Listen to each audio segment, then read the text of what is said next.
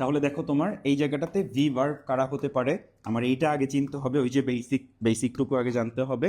আমি জানি যে অ্যাম, তারপরে ইজ অথবা আর অথবা ওয়াজ অথবা ওয়্যার, এই যে ভি ভার্বগুলো, এদের পরে আমি বলছি যে সবসময় কি ব্যবহার করি আমরা, সাবজেক্ট প্রোনাউন ব্যবহার করি।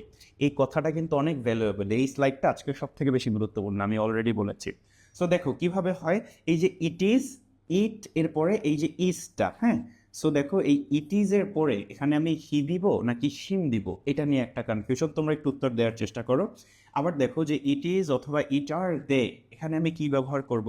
আবার দেখো the next president is likely to be he অথবা হিম, আমি এখানে কি ব্যবহার করব, এটা কিন্তু তোমাকে ভালো করে বুঝতে হবে, হ্যাঁ। যখন আমি একটা ভিভার্ব থাকে আমার সেন্টেন্সে, ওইটার পরে কিন্তু আমি সবসময় সাবজেক্ট প্রোনাউন কি ব্যবহার করি। সো ইট ইজ এর পরে হি ব্যবহার করব, শিম ব্যবহার করব না। It is he in the picture, আমি কিন্তু বলবো না যে it is him in the picture, ওইটা কিন্তু ভুল হবে। কি ব্যবহার করব, it is he in the picture.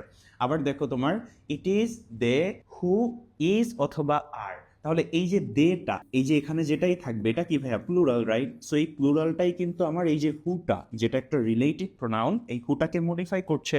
So যেহেতু এটা আমার প্লুরাল, হ্যাঁ, দেটা যেহেতু প্লুরাল, তার মানে হুটাও কি হয়ে যাবে, প্লুরাল হয়ে যাবে, বিকজ ও কিন্তু ওই হুকি মানে তোমার দেখি মডিফাই করছে প্লুরালকে, সো এটাও কি হয়ে যাবে, প্লুরাল হয়ে যাবে।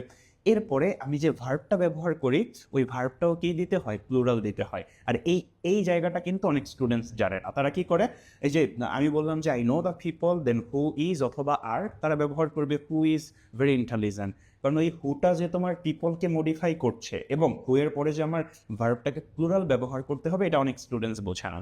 ওকে, তাহলে হু এর পরে এখানে কি দিব, আমি আর দিব। এরপরে আবার দেখো তোমার the next president is likely to be he হবে নাকি হিম হবে। এখানে দেখো এই যে বি, এই বিও কিন্তু কি নিজে একটা ভি ভার্ব না ভাইয়া। সো এই যে ভি ভার্বের পরে আমি এখানে কি ব্যবহার করব, হি ব্যবহার করব।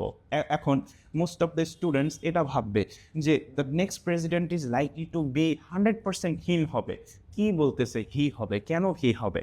এই যে কেন হি হবে, তোমরা আসলে দেখি মনে হয় যে না এটা তো হি হবে না, হিম হবে। আর এই দুর্বলতাটাকেই তোমার এক্সামিনার ব্যবহার করে, তোমরা জানো না।